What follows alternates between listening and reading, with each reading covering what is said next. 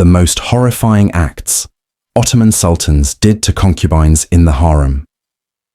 They say the golden gates of the Ottoman palace hid secrets no one dared to speak aloud, secrets so dark, so cruel, that even the bravest hearts would shiver at the thought.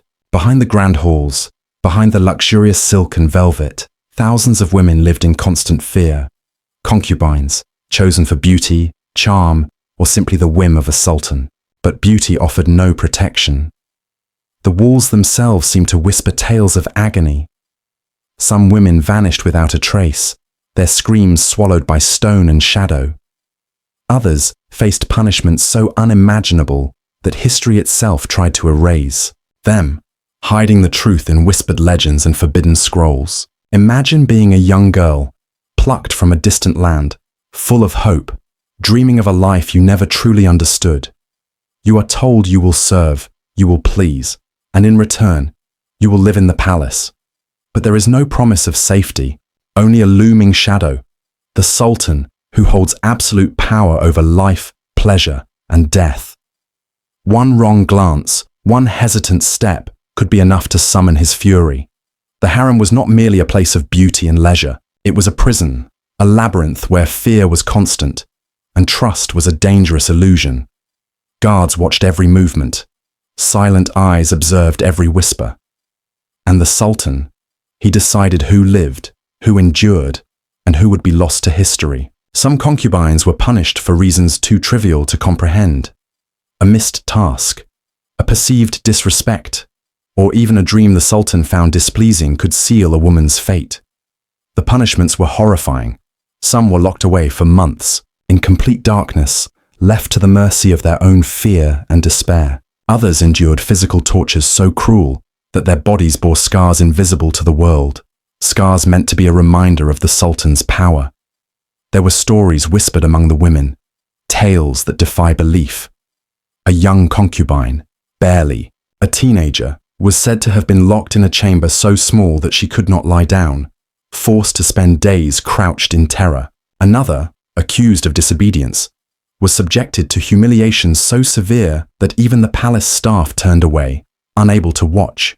And still, the sultan remained unchallenged, his will absolute. Yet amid the darkness, some women survived. Not through favor or charm alone, but through cunning, courage, and the ability to navigate a world designed to break them. Their stories were dangerous to tell, hidden in letters, in secret diaries, in fragmented memories. These survivors carried the truth with them, proof that the harem was not merely a place of beauty, but a theater of fear, oppression, and injustice. Tonight we will step inside those golden gates. We will follow the path of the frightened, the brave, and the forgotten. You will witness horrors that history tried to erase. You will see acts of cruelty that are almost impossible to imagine, committed by men whose power was absolute and unchecked. And you will understand, perhaps, for the first time, the terrifying reality of life inside the Ottoman harem. Would you survive a single day under such tyranny? Could you bear the fear, the humiliation, the constant shadow of death hanging over your every action? Or would you, like so many, vanish into silence, leaving only whispers of your suffering behind? The stories we uncover tonight are not for the faint of heart. They are dark, they are brutal, but they are real, and they are waiting, hidden behind the walls of a palace that once ruled over thousands of lives with fear and cruelty. Prepare yourself. The truth is far darker than you can imagine, and once you step into the harem, there is no turning back. The day she arrived, the palace seemed alive. The gates, taller than anything she had ever seen, gleamed in the sun, their gold leaf glinting like liquid fire. Beyond them stretched a labyrinth of marble corridors, fountains, and gardens so lush they seemed almost unreal. Every step she took echoed against the walls, a hollow sound that made her pulse quicken. For a moment, awe overtook fear. The air smelled of jasmine and incense, a fragrance both intoxicating and suffocating. She had traveled far, carried by the promises of grandeur and protection. Yet the further she walked, the more the beauty of the palace felt like a mask. Each step, revealed shadows in the corners of the corridors, eyes hidden behind arches and draped curtains, silently observing. The guards, tall and silent, watched with faces as unreadable as stone. Their swords, polished to a mirror sheen, reflected the sunlight. And she understood instinctively. One misstep, one hesitation, could cost her everything. The harem awaited her like a gilded cage. Its walls were decorated with delicate mosaics and velvet tapestries, but the air carried a subtle weight, a tension that clung to her skin. Inside, she glimpsed women moving gracefully, their heads bowed, their eyes careful not to meet hers. Some smiled faintly, but even the smiles seemed rehearsed, hollow. Others whispered behind hands and fans, their voices barely audible, carrying stories she could not yet hear. Every detail of the harem spoke of control. The fountains whispered in precise rhythm. The gardens were perfectly pruned. And the corridors seemed to extend endlessly, a maze that could disorient even the most confident. She felt like an intruder in a world meticulously designed to test her courage, patience, and obedience. She realized, with a cold certainty, that the palace did not welcome newcomers. It judged them. Her first days passed in a blur of instructions and observations. She learned the rules without words, how to walk, how to bow, where to linger, and what never to ask. The slightest hesitation could draw a stern glance or a whispered warning.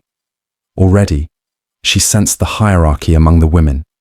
Some were treated with deference, others with quiet cruelty, and everywhere the Sultan's presence loomed, invisible yet omnipotent, a shadow that could reach her at any moment. Rumors floated like smoke through the corridors. Some women had vanished overnight, leaving behind nothing but faint impressions on the marble floors. Others returned from the Sultan's chambers with hollow eyes, speaking little, moving like ghosts. She dared not ask questions, yet her imagination filled in the blanks with images more terrifying than any story she had heard. Every hallway, every room seemed to hide secrets meant to break the spirit and bend the will. The beauty of the harem only heightened the fear. Chandeliers dripped crystal tears from the ceilings, their light sparkling across silk-covered divans and intricately woven carpets. Yet beneath the glimmer, she could sense the discipline, the scrutiny, and the unspoken threat. This palace, she realized, was not a home. It was a stage, and every woman a performer under constant surveillance. One misstep, one faltering breath, and the consequences would be unthinkable. At night, when the palace quieted and the golden gates closed, the shadows deepened. She would lie awake, listening to distant footsteps, the murmur of hushed conversations, and sometimes a scream so faint it could be mistaken for the wind. It was then she understood that the harem was more than a place of confinement. It was a test of endurance, patience, and cunning. She needed to observe, to learn, to survive. Despite the fear, a flicker of determination grew within her. She had traveled across seas, endured long journeys, and left behind all she had known. She would not be crushed by whispers or threats. But she also understood that survival required more than bravery. It required subtlety, strategy, and an awareness that the smallest mistake could have consequences beyond imagination. In the corridors lined with marble and gold, she noticed eyes watching from behind curtains and arches. She saw women vanish into hidden chambers, never to return. She heard the whispers of older concubines speaking of punishments so cruel they defied belief, and she realized that, beneath the palace's opulent beauty, there was a darkness that consumed those unprepared for its horrors. As she wandered deeper into the harem, the interplay of light and shadow seemed almost alive, shaping the palace into a living, breathing entity. The fountains sang a song of serenity on the surface, but the echoing footsteps and distant murmurs hinted at an undercurrent of dread. Every corner concealed danger, every smile masked a threat. The young concubine felt the weight of centuries pressing upon her shoulders, a legacy of fear, cruelty, and power she was only beginning to comprehend. It was then in a quiet courtyard surrounded by towering walls and flowering vines, that she first glimpsed the Sultan, not directly, but through the aftermath of his presence. A favorite concubine emerged, her head lowered, her eyes hollow, her steps uncertain. The palace guards flanked her silently, an unspoken warning that the Sultan's judgment was absolute and irreversible. The girl realized, with a chill that seeped into her bones, that the harem's beauty was inseparable from its terror. The two existed as one, and she was now a part of it. Her heart pounded with a mixture of awe and dread. The grandeur, the elegance, the whispers of silk against marble, all were reminders that she had entered a world far beyond ordinary comprehension. And yet beneath it all, she sensed the truth. The palace did not forgive, did not forget, and demanded obedience beyond endurance. The first days passed like a dream edged with nightmare. She learned to move without attracting attention, to speak without revealing intent, and to observe the hidden rules that governed every glance, every gesture, every breath. She saw women compete for favor, form alliances, and hide injuries under silks and jewels. She understood that survival required more than beauty or charm. It required perception, patience, and the ability to read fear itself. By the end of her first week, she was no longer merely an observer. The palace had begun to mark her as one of its own, testing her with small tasks, subtle challenges, and silent warnings. Each day revealed new dangers, a missed glance, a whispered secret, a subtle betrayal. And each night, she returned to her quarters, heart racing, mind spinning, aware that the harem's true nature was a lesson she had only begun to comprehend.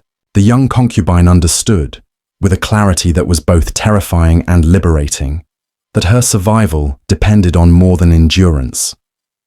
She needed to become a part of the palace, to navigate its shadows, to anticipate its cruelty. The grandeur that had initially awed her now felt like a trap, a gilded cage designed to break the spirit of anyone unprepared for its darkness. In the silence of her chamber, she looked at her reflection in a polished brass mirror. The girl, staring back, was no longer naive, no longer merely awed. She was alert, cautious, and ready to face the trials ahead. The palace would test her, push her, and perhaps destroy her. But she had entered fully aware that the harem was not a place of comfort or beauty. It was a crucible of fear, ambition, and survival. And somewhere in the golden halls and shadowed corridors, the Sultan's presence loomed, a constant reminder that power was absolute and that cruelty could strike without warning. The girl took a slow breath, steadying her nerves. She had arrived in the palace alive, but she understood that the real trials, the tests that would shape her fate, were only just beginning. The first weeks in the harem blurred into a relentless rhythm of observation, instruction, and silent evaluation. Every morning, she rose before the sun, the first light spilling across polished floors, catching the shimmer of gilded columns and casting long shadows that seemed to follow her. The palace awakened slowly, but the harem demanded readiness from every woman who dared call it home. Her days became a meticulous cycle, rising, walking the corridors under the watchful eyes of guards, attending to lessons in posture, grace, and subtlety. She learned to move like water, silent and unobtrusive, her steps measured to avoid attracting notice. Every gesture mattered, every glance carried weight. A misstep could earn not just a rebuke, but consequences whispered about, in fearful tones among the other concubines. The women around her were as enigmatic as the palace itself. Some carried the confidence of survival, their movements deliberate and precise, their eyes sharp and calculating.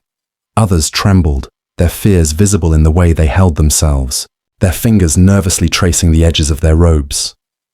She observed silently, learning the unspoken hierarchy.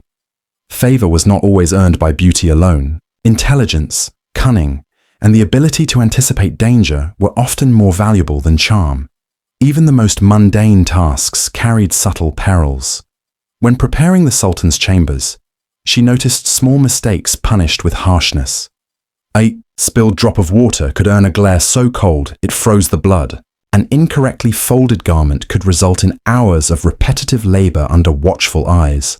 The harem operated like a finely tuned machine, each woman a cog whose failure could ripple through the entire system.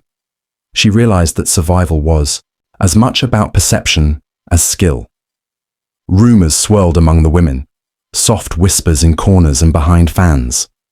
A concubine had been confined to a small chamber for days, punished for failing to smile properly. Another had been forced to kneel in the fountain garden, water dripping onto the marble for hours, until her limbs trembled and her pride shattered.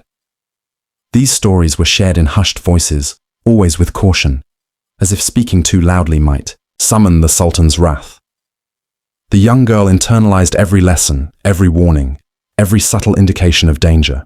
She learned to measure her words, to soften her expressions, to hide every flicker of doubt or fear. Yet fear was never fully suppressible. It lurked beneath her carefully maintained composure, a shadow that lengthened with every passing day. She discovered that the harem was more than a school of etiquette. It was a crucible designed to test endurance, obedience, and the capacity to endure constant psychological pressure. The racial and cultural divisions among the women were unmistakable. Some had been brought from distant lands, their skin, hair, and mannerisms setting them apart. They faced scrutiny not only from the Sultan, but from others within the harem, who measured themselves against newcomers and judged worth with subtle cruelty. She watched as alliances formed along these invisible lines, as favoritism and prejudice intertwined with fear and ambition. Survival required understanding these dynamics as much as mastering the rules of the harem. Physical training, though subtle, was unrelenting. The concubines were instructed to move with elegance, their limbs flexible, their postures flawless. Exercises were meant to perfect every gesture, but failure often drew sharp corrections. One misstep in a dance, one improper bow could bring scorn or punishment. Pain was not always physical. Sometimes it was the weight of humiliation, the crushing realization that favor was fleeting, and that one wrong action could erase months of careful compliance. As days passed, the young concubine observed the subtle cruelty that threaded through the palace. The Sultan's favorites wielded quiet power, enforcing his will in ways both overt and invisible. Punishments were carried out efficiently, almost ceremoniously, a reminder that life in the harem depended on maintaining an invisible balance. She began to see patterns in behavior, learning which women to emulate and which to avoid. Survival required not just grace, but vigilance. The lessons were not solely about obedience. They were lessons in reading fear, in anticipating the consequences of even the smallest act. She learned to notice the tension in another woman's shoulders, the twitch of an eye, the hesitation in a step. These subtle cues could mean the difference between favor and punishment, life and exile from the Sultan's attention. Each day sharpened her senses, made her more alert, more aware of the palace's hidden dangers. Night brought little relief. Even behind closed doors, the air seemed thick with observation. From distant chambers came the soft weeping of those who had erred, the muffled sound of reprimands, and sometimes the terrifying echo of screams that had no clear source. Shadows moved in the corridors, guards patrolled silently, and the sense of being watched never waned. Sleep was fitful, punctuated by dreams of marble halls stretching endlessly, filled with whispers and unseen eyes. Gradually, the young concubine began to understand the subtle politics of the harem. Favor was transient, loyalty rare, and betrayal common. Alliances formed and dissolved with frightening speed, often dictated by fear rather than friendship. She learned to nod, to smile faintly, to remain unobtrusive, all while watching, always watching. The eyes of the Sultan's world were everywhere, and even the slightest miscalculation could prove disastrous. By the end of her second month, the rhythm of fear and training had become almost natural. She could move without attracting attention, perform her duties flawlessly, and anticipate the reactions of those around her. Yet, beneath the surface, the tension never dissipated. Every glance, every gesture carried the potential for danger. The palace had not yet revealed its full cruelty, and she felt the shadow of harsher trials looming just beyond the golden gates. Then came the first real test. The Sultan's presence was announced, though he never appeared immediately. A favorite concubine had failed to meet his expectations, and the punishment was carried out silently, but with precision. The girl watched, heart pounding, as the woman was led away to an unseen chamber. Her absence left a palpable emptiness in the courtyard, a reminder that no one was immune to the Sultan's power. The lesson was clear. Obedience alone was not enough. One had to anticipate, manipulate, and endure the pressures of constant surveillance. The palace, once dazzling, now felt like a web. Beauty and fear were entwined in every corner. She realized that the harem's elegance concealed a deeper reality. Cruelty was as much a part of its architecture as marble and gold. Every fountain, every garden, every hallway was a stage for fear, subtle manipulation, and psychological endurance.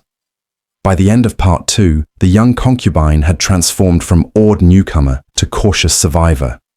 She understood the rules, the dangers, and the unspoken hierarchies, but she also knew that the real trials, the moments that would test her endurance, courage, and wits, had only just begun.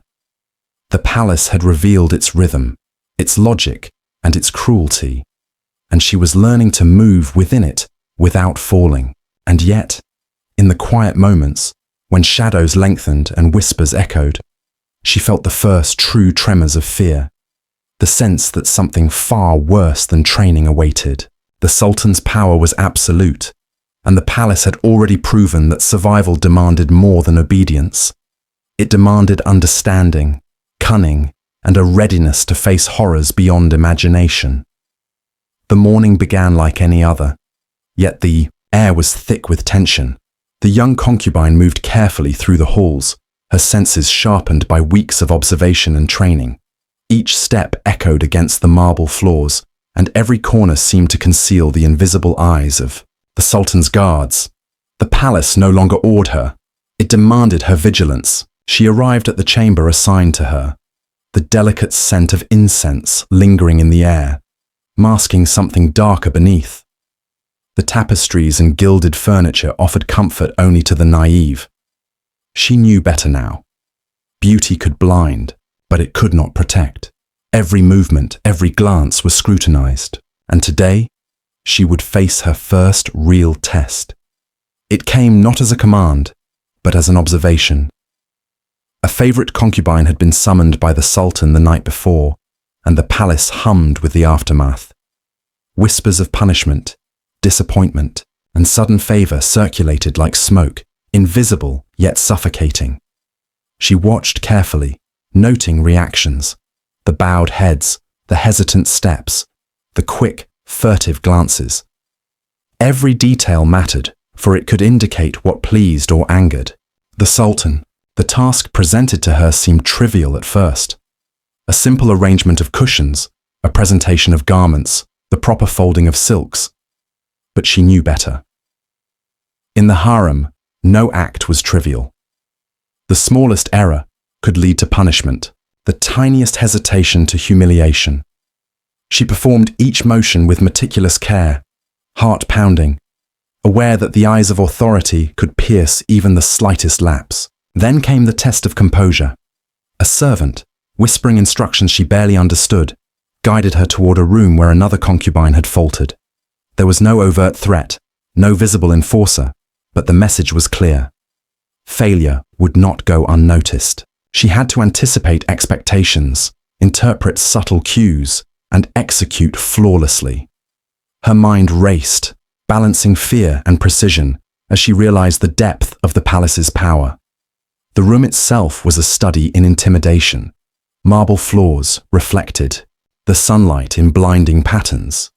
Tapestries depicted victories, conquests, and scenes of life at court. Yet even these images seemed to pulse with hidden menace. The concubine who had failed before was nowhere to be seen, Yet her absence spoke louder than words. The palace was a living entity, teaching through silence, observation, and the invisible weight of consequence. As she worked, a subtle sound drew her attention, a faint, almost imperceptible sob from a hidden chamber. She froze, heart racing.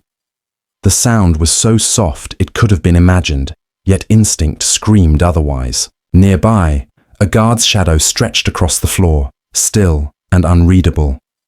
She realized then that punishment was not always public. Fear could operate quietly, invisibly, eroding confidence and willpower without a single word. The young concubine completed the task without error, but the tension did not ease. She could feel the palace watching, measuring, recording each decision. Her relief was tempered by a new awareness. Survival was not merely about skill, but about intuition, foresight, and the ability to anticipate the unspoken whims of those in power. Later that day, she observed an older concubine, known for her beauty and favor, led into a hidden chamber. No sound emerged from within, yet the tension in the air was palpable. Others watched silently, eyes wide with fear and curiosity. The young concubine understood the lesson. No one was immune. Favor could shift like sand beneath one's feet, and cruelty could arrive silently, without warning. The hierarchy of the harem became clearer with each observation. Those born in distant lands, with unfamiliar customs or appearances, were often tested more harshly. Small gestures, too quick a glance, a hesitant step, a minor error, could mark them for scrutiny. She realized that her own background, her youth, and her relative inexperience made her vulnerable, yet also provided an opportunity. Careful observation and clever maneuvering could secure survival, even advantage. Evenings brought no respite. She retreated to her quarters, only to hear the distant cries, muffled commands, and hurried footsteps that spoke of punishment or fear. Sleep came in brief, fragmented intervals, each moment haunted by shadows, whispers, and imagined eyes. The palace itself seemed to pulse with expectation, feeding on vigilance, rewarding those who could anticipate danger, punishing those who could not. The first real confrontation with fear came unexpectedly. A senior concubine, displeased with a minor infraction, was summoned. The punishment was subtle, yet profound. Forced kneeling in a corridor, exposure to the scrutiny of every woman in the harem, humiliation without a word from the sultan. The young girl watched, heart pounding, as the woman endured the silent judgment, understanding that the act was both lesson and warning. She learned that cruelty did not always roar. It whispered, observed, and left marks unseen, yet unforgettable. By the end of her 3rd month, the young concubine had adapted. She moved with precision, observed with purpose, and felt the palace's rhythms beneath her skin. Yet the sense of danger never fully dissipated. Every shadow, every sound, every glance carried the potential for disaster. She understood that she had passed the first test, yet countless others awaited. Tests of patience, endurance, cunning, and courage. The palace, in all its splendor, had revealed itself not as a sanctuary, but as a proving ground. Beauty and fear existed in equal measure, entwined and inseparable. And in the quiet, when the golden halls were empty, when only her breath and the distant murmur of water echoed, she felt a chill of understanding. The sultan's reach was absolute, and the harem's true horrors were only beginning to unfold. A whisper from the shadows, a faint movement along the corridor, reminded her that power in the palace was both omnipresent and invisible. She had survived her first challenge, but survival was not a destination. It was a continuous trial, one that would test her resolve, her mind, and her heart in ways she could not yet imagine. As she lay awake that night, the flickering candlelight casting long shadows across her chamber, she understood that the true danger was not always visible. The palace demanded more than obedience. It demanded intuition, foresight, and courage to navigate the unseen currents of power and cruelty. The young concubine closed her eyes, knowing that tomorrow would bring new challenges, new tests, and deeper glimpses into the darkness that lay hidden behind the golden walls. The palace, once awe-inspiring, had become a labyrinth of fear and silent observation. Every corridor seemed to pulse with hidden eyes. Every garden echoed whispers that carried threats and warnings. The young concubine had learned to move carefully, to observe the subtleties of power, and to anticipate danger. Yet the deeper she delved into the rhythms of the harem, the more she realized the true depth of its cruelty. Her days blurred together, filled with endless lessons and trials that tested more than her obedience.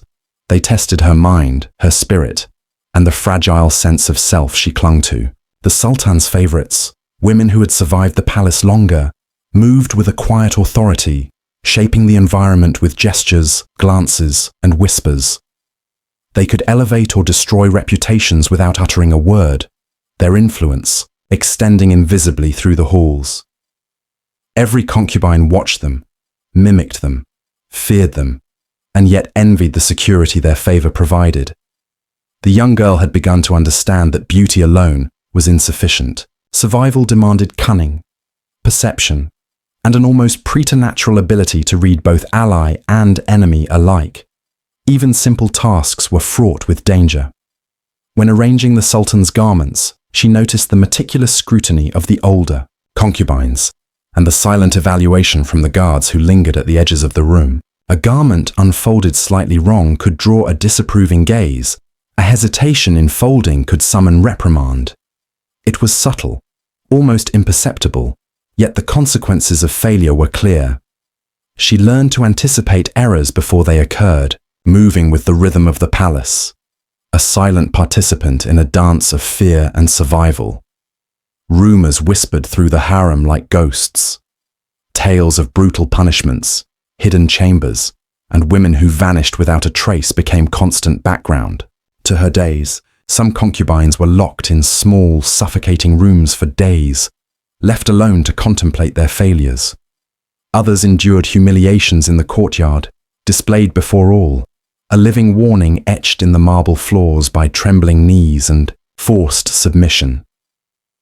The palace thrived on fear as much as it did on beauty, and the young concubine realized that each whispered story was both lesson and threat.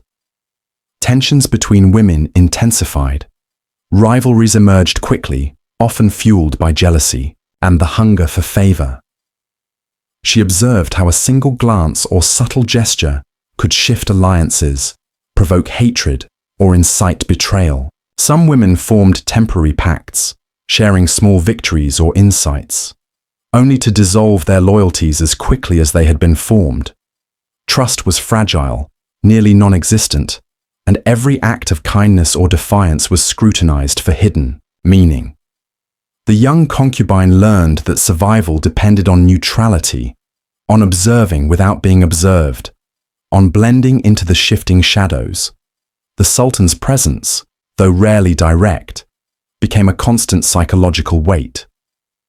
Stories of his wrath circulated, punishments meted out with precision, favors granted and revoked with equal suddenness. Even those who had enjoyed long periods of favor could fall victim to his unpredictable temper. She watched one favored concubine, whose beauty had once commanded attention and privilege, led quietly into a hidden chamber. Hours later, she returned, changed in subtle ways, her movements tentative, her smile faint, her eyes carrying a shadow of fear that spoke louder than any words. The young girl understood that no one was immune. The Sultan's power was absolute, his reach invisible, but unavoidable. The physical environment itself contributed to the tension. Marble corridors gleamed under sunlight, yet shadows pooled in alcoves and corners, creating the illusion of movement where none existed. The gardens, lush and fragrant, seemed to whisper secrets among the leaves. Even the fountains, with their gentle, constant murmur, felt like reminders of the omnipresent watchfulness, a soothing surface concealing the pressure beneath. Every step she took had to be measured, every action examined and perfected. The harem was a world of hidden rules, unseen consequences, and constant observation. As the days passed, punishments escalated in subtle intensity. Minor errors became opportunities for humiliation, and favoritism became a weapon wielded invisibly. She watched one concubine kneel for hours in the courtyard, her head bowed, her hands trembling, while the others observed silently. There was no outward cruelty, yet the psychological torment was unbearable. The young girl realized that the palace did not need loud punishment. It used anticipation, fear, and the manipulation of perception to control its inhabitants. She understood that the mind could be broken without a single blow. Her own trials increased as well. The concubine found herself performing multiple duties simultaneously, balancing intricate tasks that required precision, poise, and awareness of the reactions of others. Any mistake could lead to reprimand, yet success earned only temporary relief. She learned to predict the moods of her superiors, to adjust her demeanor to avoid scrutiny, and to navigate the unspoken hierarchy with care. Each day reinforced the realization that the harem was not merely a place of training. It was a crucible designed to refine fear, patience, and cunning into survival. Rivalries reached a critical point one afternoon. Two women, vying for favor and security, clashed over a seemingly trivial task. The dispute, though subtle, escalated quickly, drawing the attention of the older concubines and the guards. The outcome was devastating. One of the rivals was reassigned to grueling duties in the farthest wing of the palace, a punishment that was as humiliating as it was exhausting. The young girl watched in horror, understanding that even minor missteps or perceived slights could carry consequences far beyond expectation. The harem operated on a system where fear dictated behavior, and the faintest error could be magnified into disaster. Yet the young concubine also discovered moments of strategy, subtle victories that allowed her to navigate this perilous world. She observed patterns in behavior, identified weaknesses and strengths among the older women, and used these insights to minimize risk. Her awareness became her shield, her attention her weapon. Survival required more than compliance. It required foresight, cunning, and the ability to anticipate the unseen. By the end of this phase, the young concubine had transformed. No longer merely a student of the harem, she had begun to internalize its rules, anticipate its dangers, and navigate its treacherous social currents. But the palace still held secrets she had yet to uncover, and shadows deeper than any she had seen loomed on the horizon. Whispers of a coming trial, more intense and unforgiving, began to circulate.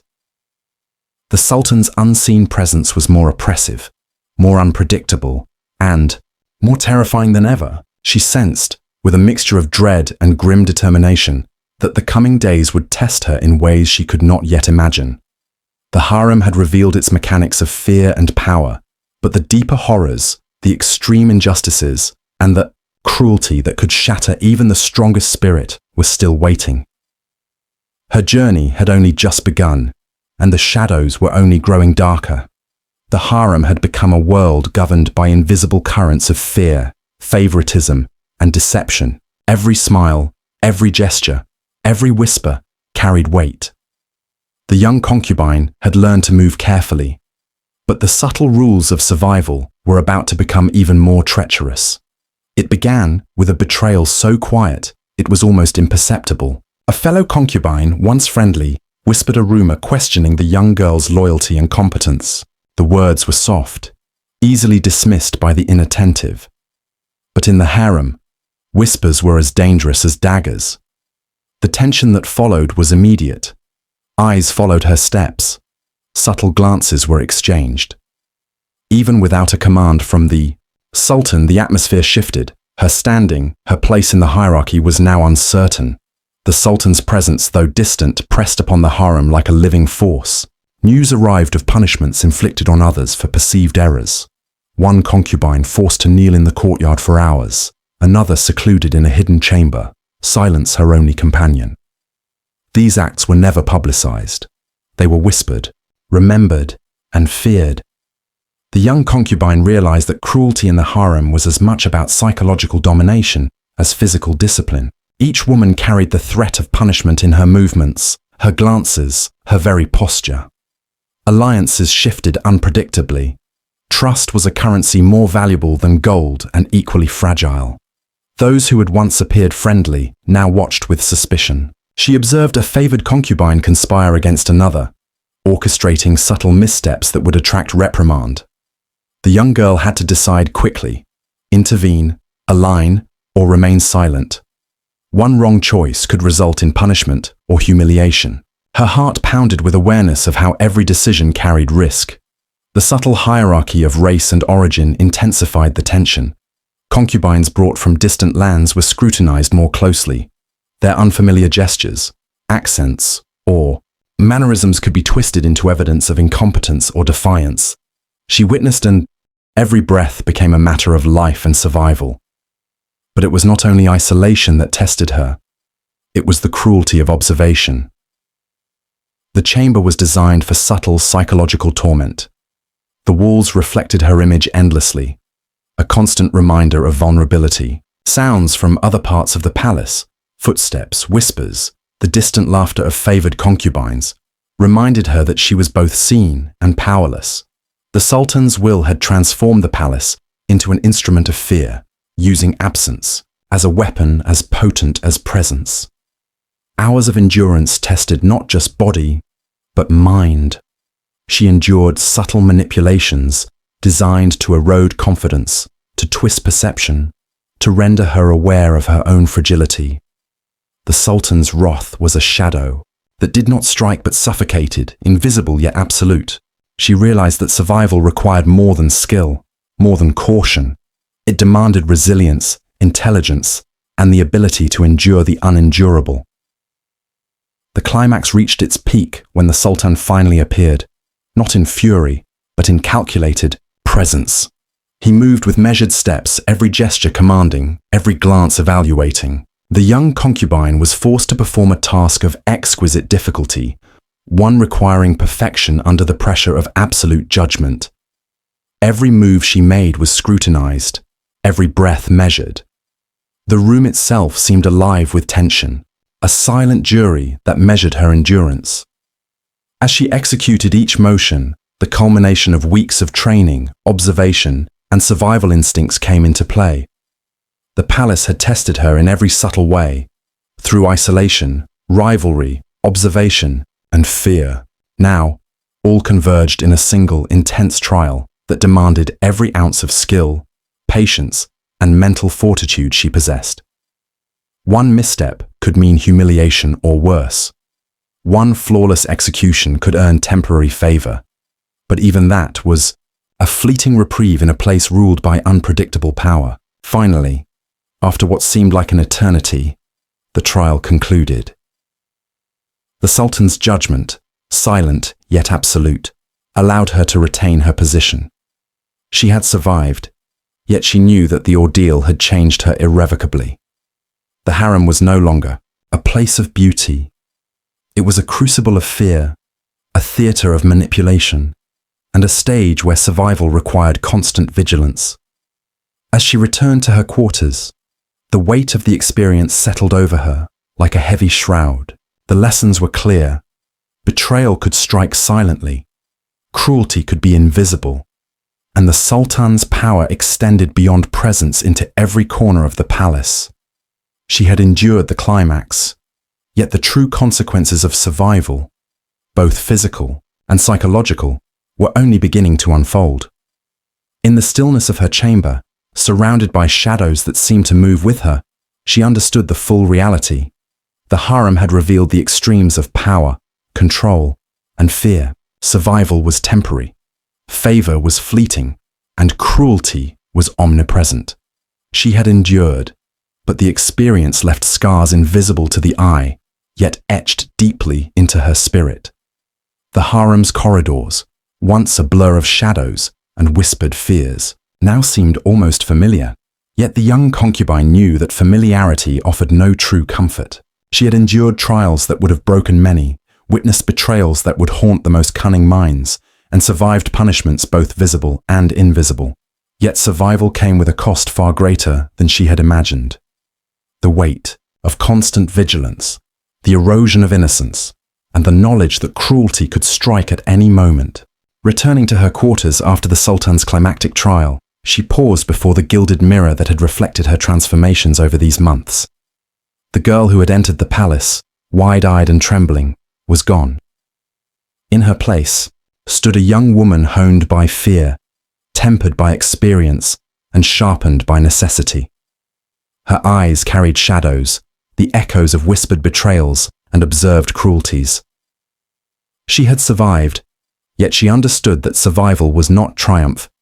It was endurance, a fragile equilibrium maintained in the presence of relentless power. The palace continued its rhythm unabated. Guards patrolled silently, favored concubines moved with assured grace, and shadows shifted along the corridors as though alive. Each movement reminded her that the trials were far from over. The Sultan's influence was absolute, his judgment invisible yet omnipresent. The lessons she had learned, the subtlety of obedience, the vigilance demanded by favoritism, and the fragility of alliances, remained essential for every breath she drew. Survival in the harem was not an achievement, but a temporary reprieve, a fragile balance maintained through constant alertness. Rivalries continued, but the young concubine had learned to navigate them with precision. She avoided unnecessary conflicts, observing carefully before speaking or acting. Alliances were formed cautiously, trust measured with skepticism. She realized that in the palace, loyalty was not a virtue, but a tool, and every act of kindness could be manipulated as easily as it could be genuine. Survival required mastering not only one's own actions, but also the perceptions of those around her. The consequences of betrayal remained vivid. The rival concubine, who had orchestrated her near downfall, had been rewarded with temporary favor, but the subtle shifts in the harem's dynamics revealed that even triumph carried danger. Favor could provoke envy, create enemies, and incite consequences invisible to the untrained eye. The young concubine watched silently, understanding that knowledge, perception, and strategic action were as critical as obedience. As the weeks turned to months, she observed the full scope of racial and cultural hierarchies in the harem.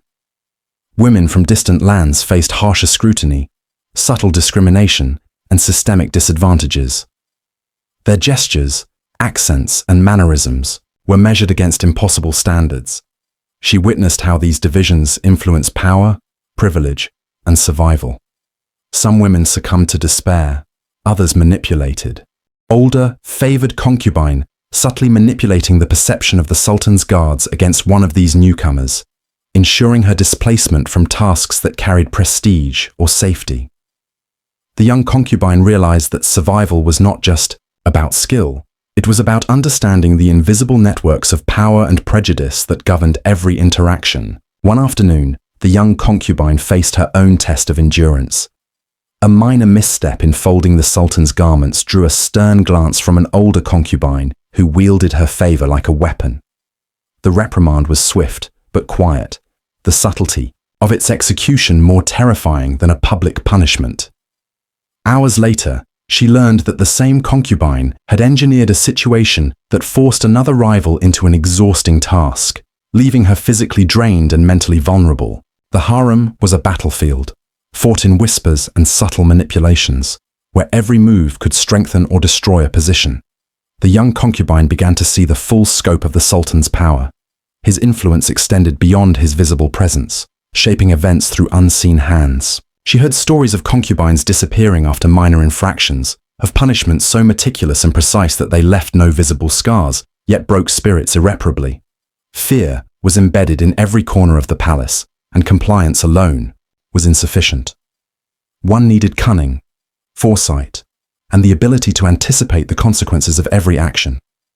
The tension escalated further when a favored concubine fell from grace. The punishment was severe, though invisible. Reassignment to exhausting labor, public humiliation in subtle forms, and subtle exclusion from privileges. The harem's women whispered about it, and the young concubine listened carefully. Each story was a lesson, each warning a guide. She realized that the Sultan's wrath was unpredictable, that favor could be both a blessing and a curse. One could be elevated today and destroyed tomorrow. Jealousies and rivalries reached a boiling point during a ceremonial inspection. The Sultan's favored concubines were evaluated for grace, beauty, and attention to detail. Those who faltered were subtly marked for future scrutiny, while the chosen few received minor privileges that elevated them above others, even if only temporarily. The young girl moved through the inspection with care, aware that one misstep could doom her chances of survival. The air was electric with tension, every movement measured, every glance calculated. Then came a betrayal that struck at the heart of her trust. A woman she had quietly observed, even admired for her poise, deliberately misrepresented her actions during a task assigned by an older concubine. The result was punishment so subtle it was nearly invisible, yet devastating. Hours of backbreaking labor and enforced solitude.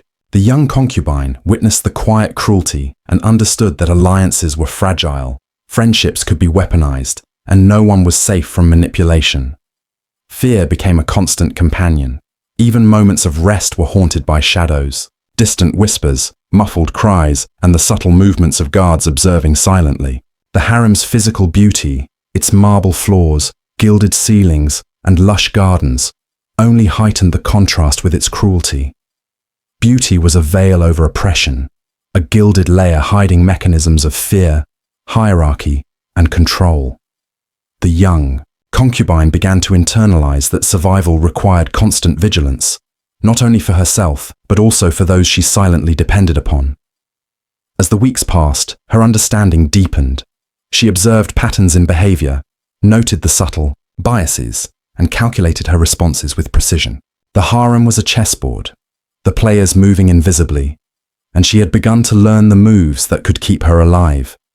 Yet the Sultan's power loomed above all, unpredictable and absolute, and the threats she faced were intensifying.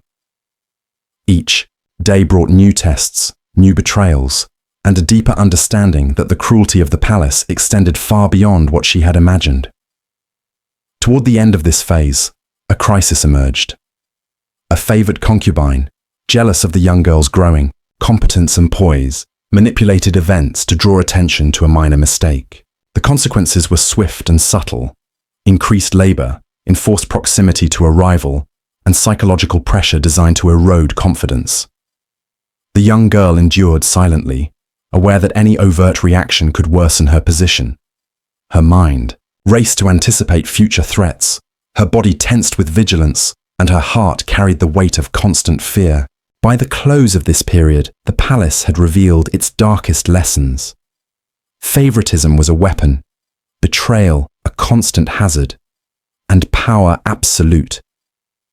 The young concubine had survived multiple trials, but the stakes were only rising. The shadows had grown longer, the whispers sharper, and the Sultan's reach more insidious. She sensed the coming storm, the ultimate test, where fear, cunning, and courage would collide in ways she could neither fully anticipate nor escape. And so, as the sun set over the palace gardens, casting long shadows across the marble floors, the young concubine stood poised on the edge of a precipice. Every movement, every glance, every breath would soon be tested. The harem had taught her lessons in fear, survival, and deception, but the true cruelty, the kind that would define the climax of her ordeal, was still waiting behind the gilded gates, invisible, inevitable, and unforgiving. The palace, which had once seemed a labyrinth of beauty and silent menace, now transformed into a stage for absolute terror. Shadows deepened in the corners, corridors stretched endlessly, and every whisper carried the threat of the Sultan's judgment. The young concubine, who had learned the rhythms of survival, now faced the most harrowing test of her existence, a trial where skill, cunning, and courage alone might not suffice. It began subtly, as all great horrors do. A favored concubine, whose jealousy had been brewing like poison, reported the young girl's minor errors during a seemingly trivial task.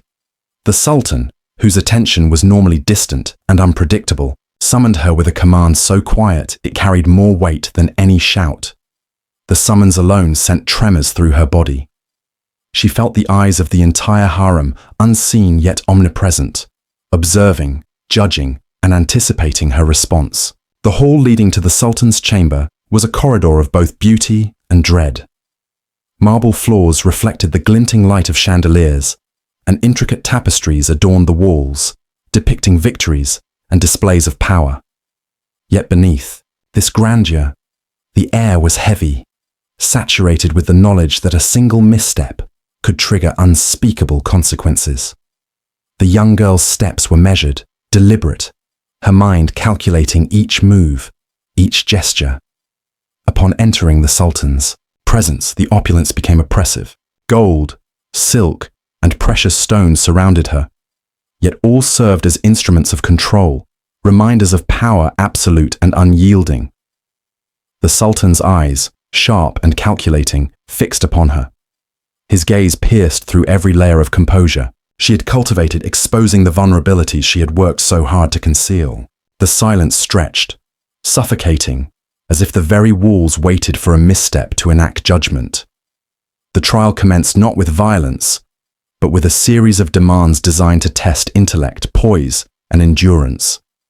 She was forced to anticipate the Sultan's expectations, to perform tasks with meticulous precision under relentless scrutiny.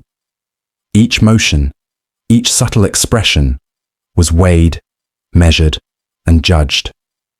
Failure was not only possible, it was inevitable, yet survival demanded the impossible, perfection under fear. As the tension escalated, whispers from hidden chambers amplified the terror. The young concubine could hear the muffled sobs of those who had failed before her, the soft shuffle of guards, the subtle hum of the palace itself.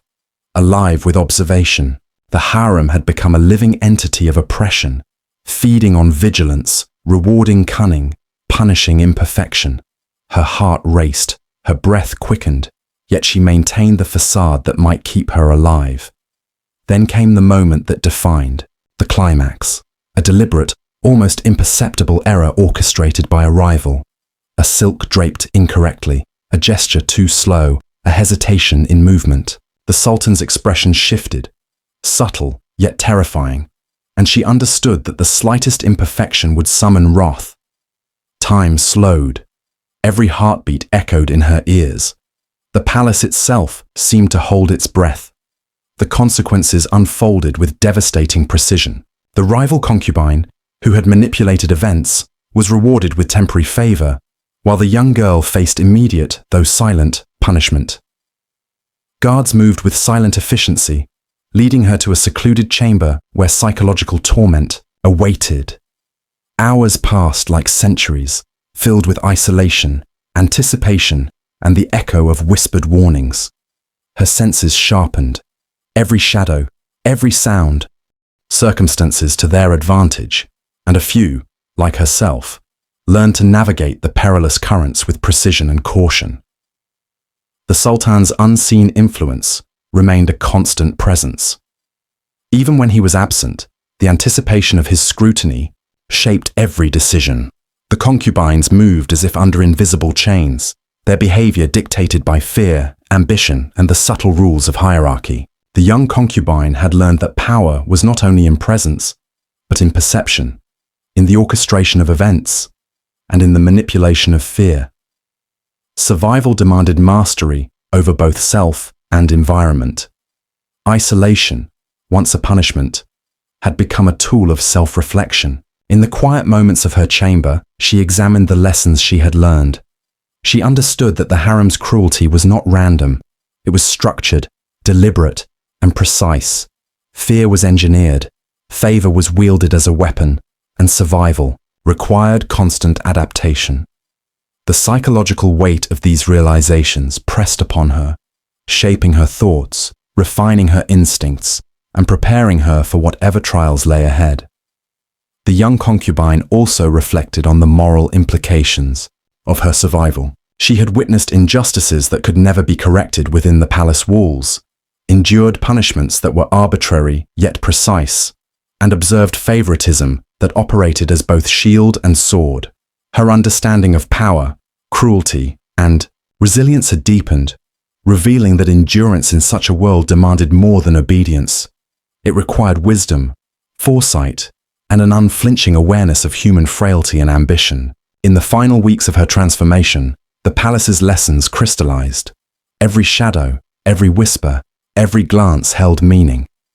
The young concubine had become a master of observation, a strategist of survival, and a silent participant in the harem's complex theater of power. She had endured betrayal, fear, and cruelty, yet she had emerged with an understanding that transcended mere survival. The harem was a world where perception shaped reality, where power and fear were intertwined, and where endurance was the truest measure of strength. The Sultan's trials had revealed the extremes of control, manipulation, and cruelty. Yet the young concubine recognized that the ultimate impact of these lessons was not the temporary punishments or rewards, but the enduring awareness of vulnerability, resilience, and agency within a system designed to strip both away. She understood that the human spirit could endure much more than the body. That courage was measured in subtle acts of perception and response, and that survival was both a physical and psychological mastery. In the stillness of her chamber, with shadows stretching long across the marble floors, she pondered the broader implications. The harem was a microcosm of power, hierarchy, and injustice, a reflection of society's capacity for cruelty, manipulation, and control. Survival required insight, resilience, and awareness, but it also demanded reflection, the ability to understand the structures of oppression, to anticipate danger, and to recognize the moral weight of endurance. As she rose to move through the palace once more, the lessons of the past months weighed upon her like a second skin. The harem had revealed the extremes of human behavior: betrayal, favoritism, subtle and overt cruelty, and the inexorable pressure of absolute power. She had endured, adapted, and survived. Yet she knew that these experiences would forever shape her perceptions, her choices, and her understanding of human nature. The story of her endurance, her observations, and her reflections leaves a final, haunting question. How much cruelty can a human spirit endure before survival itself becomes a shadow of morality? And at what point does endurance demand not only cunning but the redefinition of one's own sense of self? The palace remained beautiful yet oppressive, a theater of control where fear and favor intertwined, and the lessons of survival were etched not in words, but in the shadows of the corridors, the whispers of the walls, and the hearts of those who had endured its trials. The young concubine had survived.